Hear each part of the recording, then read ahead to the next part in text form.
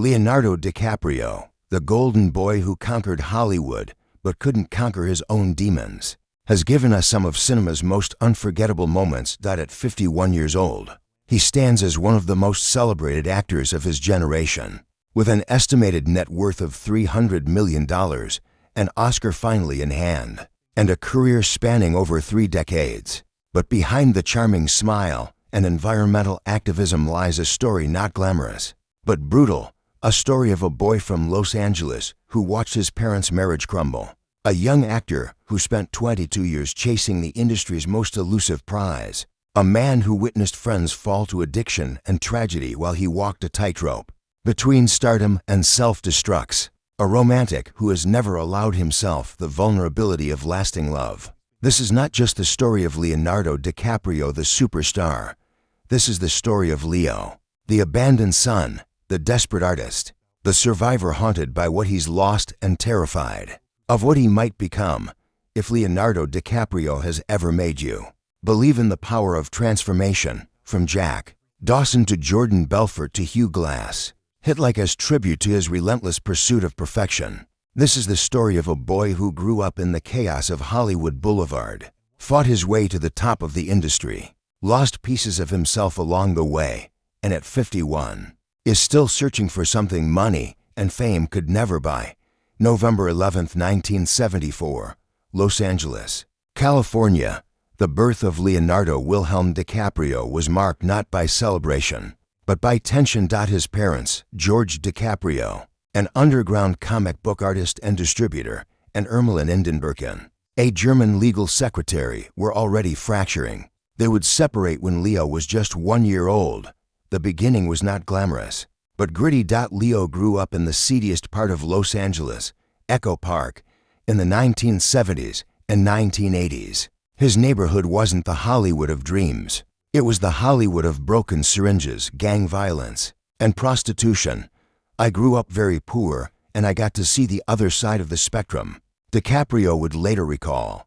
His mother worked multiple jobs to keep them afloat.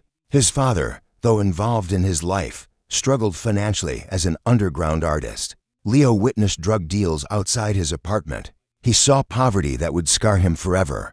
But Ermelin refused to let her son become another statistic. She recognized something in him, a spark, an intelligence, a hunger for more. She scraped together what little money she had and took him to museums, to the theater, to anywhere that might expand his world beyond Echo Park's broken streets. Leo wanted to be an actor, not for fame, not for wealth, but because acting was escape.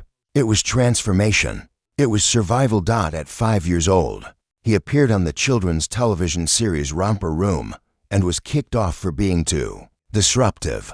Even then, he couldn't be contained. Throughout his childhood, Leo went to auditions, dozens of them, then hundreds, rejection after rejection after rejection. His name was too ethnic. Agents told Ermelin, change it to something more American, Lenny Williams. Maybe. She refused. Her son would make it as Leonardo DiCaprio, or not at all. Then came 1990. Leo, now 16, landed a recurring role on the sitcom Growing Pains. His first steady paycheck, approximately $10,000 per episode.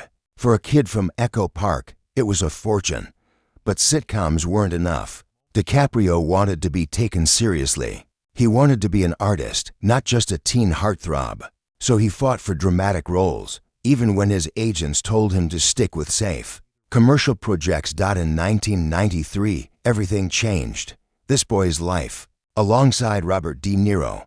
Then What's Eating Gilbert Grape, a performance so devastating, so transformative, that it earned 18-year-old DiCaprio his first Oscar nomination. He didn't win, but Hollywood noticed. 1995 brought The Basketball Diaries, a harrowing descent into addiction that DiCaprio committed to with terrifying intensity. He lost weight. He studied heroin addicts. He disappeared into the darkness. Then Romeo Plus Juliet in 1996, Baz Luhrmann's MTV Generation. Shakespeare that made DiCaprio a global sensation practically overnight. But nothing prepared him for 1997. Titanic. James Cameron fought the studio to cast DiCaprio as Jack Dawson. Paramount and Fox wanted someone older, more established. Cameron threatened to walk. DiCaprio almost turned it down. He didn't want to be a romantic lead. He wanted to be a serious actor. Cameron convinced him with one sentence: "Nobody will ever see this movie." They were both wrong. Titanic became the highest-grossing film of all time, earning over $2 billion worldwide. DiCaprio became the most famous actor on the planet at just 23 years old. His salary, $2.5 million upfront, plus back-end points that eventually earned him over $40 million. But fame on this scale is not a blessing. It's a prison. The world saw a superstar. The truth was different. After Titanic, Leonardo DiCaprio couldn't walk down a street, couldn't go to a restaurant, couldn't have a conversation without cameras, screams, invasion. "I had no connection with the outside world," he would later admit. "I couldn't go anywhere without being mobbed." At 23, he had everything anyone could want, and he was miserable. He watched his childhood friend Tobey Maguire maintain some semblance of normalcy. He watched other actors build families, sustain marriages, create lives beyond the industry. DiCaprio couldn't even sustain a relationship that lasted more than a year. 1998 through 2005 became years of running, from commitment, from intimacy, from anything that required him to be vulnerable. He dated models. He partied in Cannes, Ibiza, Miami. He surrounded himself with an entourage known as the Pussy Posse, a group of young actors and friends who became infamous for their hedonistic lifestyle. But beneath the parties was panic. DiCaprio was trapped by Jack Dawson. Audiences couldn't see past the character. Critics dismissed him as a pretty face. When he delivered profound performances in The Beach 2000 and Gangs of New York 2002, reviews were mixed. He was trying desperately to be taken seriously. The industry wasn't listening. Then came 2003. Catch Me If You Can and Gangs of New York proved his range. Then The Aviator in 2004, a performance so committed that DiCaprio gained weight, learned to fly planes, and studied Howard Hughes' obsessive-compulsive disorder with clinical precision. Another Oscar nomination. Another loss. By 2006, DiCaprio had been nominated 3 times, 3 losses. The whispers started: maybe he's not good enough. Maybe he's just lucky. It is heartbreaking when the world refuses to see what's right in front of them. DiCaprio's greatest tragedy wasn't a single moment. It was a pattern, a cycle, a curse that has followed him for decades. The loss of innocence. 2008. DiCaprio watched his close friend Heath Ledger die of an accidental prescription drug overdose. Ledger was 28 years old. They had worked together, partied together, understood each other's struggles with fame. The call came on January 22, 2008. DiCaprio was devastated. Here was someone who had everything: talent, recognition, an Oscar on the horizon, and it still wasn't enough to save him. You learn from it and move on, DiCaprio said publicly. But privately, friends say it changed him, made him more cautious, more aware of how fragile this life really is. The loss of recognition. 2009, Revolutionary Road, nominated for Golden Globes, snubbed by the Oscars. 2010, Shutter Island and Inception, both critically acclaimed. Inception earned over $830 million worldwide. No Oscar nomination for DiCaprio. 2011, J. Edgar, another devastating performance. Another Golden Globe nomination. Another Oscar snub. 2013, Django Unchained and The Great Gatsby. One earned for $125 million, the other $353 million. No Oscar nomination. 2013 also brought The Wolf of Wall Street, perhaps DiCaprio's most unhinged, committed, fearless performance. He gained weight. He improvised. He became Jordan Belfort so completely that the film became controversial. 5th Oscar nomination. 5th loss to Matthew McConaughey for Dallas Buyers Club. By this point, DiCaprio's failure to win an Oscar had become a cultural joke. Memes flooded the internet. Award shows made jokes at his expense. What few people know is how deeply it wounded him. Not because he needed validation, but because he had sacrificed everything: relationships, normalcy, privacy, his body, his mental health, for his craft. and the industry's highest honor kept eluding him, the loss of love. 51. Leonardo DiCaprio has never been married, never had children, never maintained a romantic relationship longer than a few years. His dating pattern has become another cultural punchline. He exclusively dates models in their early 20s, typically ending relationships when they reach 25. Gisele Bündchen, 2000 to 2005. Bar Raffaele, 2005 to 2011. Blake Lively, Aaron Heatherton, Tony Garn. Kelly Rohrbach, Nina Agdal, Camila Moroni, 2017 to 022. His longest relationship at nearly 5 years.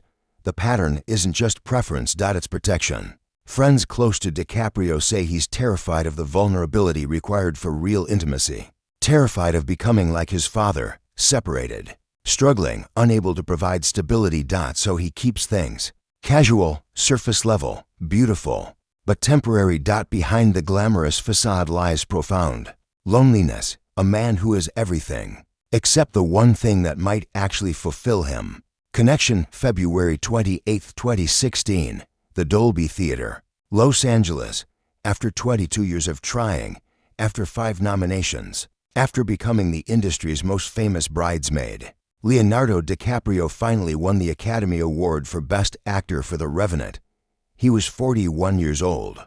For that role, he slept in animal carcasses, ate raw bison liver, endured freezing temperatures in Canada and Argentina, and nearly died multiple times during production.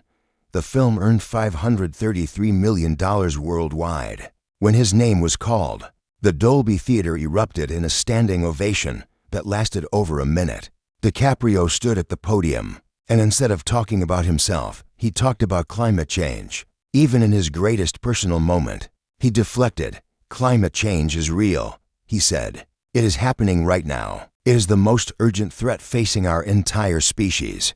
The speech was vintage DiCaprio, using his platform for something bigger than himself. Because by 2016, environmental activism had become his true purpose. Today, Leonardo DiCaprio is 51 years old.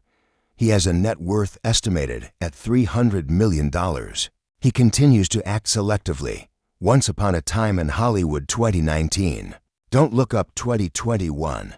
Killers of the Flower Moon, 2023. Each performance a masterclass. But acting is no longer his primary focus. The Leonardo DiCaprio Foundation, established in 1998, has awarded over $100 million in grants to environmental causes.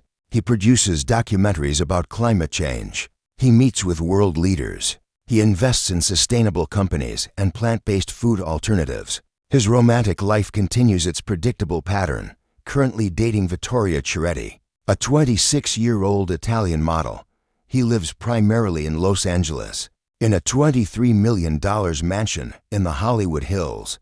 He owns multiple properties across the globe, including a private island in Belize that he's converting into an eco-resort. He still spends time with his mother, Ermeline, now in her 80s, the woman who refused to let Echo Park define her son's destiny. Friends describe DiCaprio as thoughtful, generous, intensely private, and still haunted by the chaos of his childhood. He doesn't do social media. He gives few interviews. He controls his image with almost obsessive precision. What he's learned after 51 years is this: fame is not fulfillment. Money is not meaning. Awards are not answers.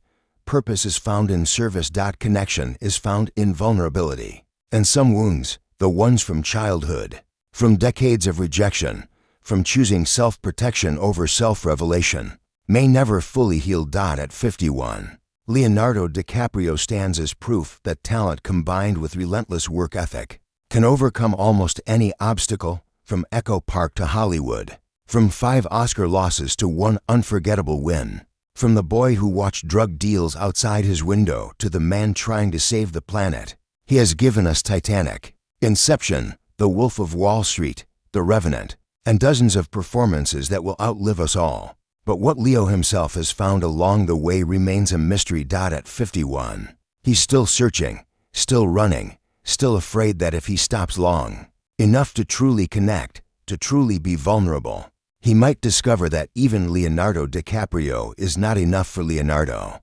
DiCaprio. If this story touched your heart, leave a tribute below. Share a moment when Leonardo DiCaprio's passion reminded you that artistry still exists, that dedication still matters, that a boy from nowhere can become everything and still be searching for home. Because Leo's greatest role isn't on screen, it's the one he's still learning to play himself.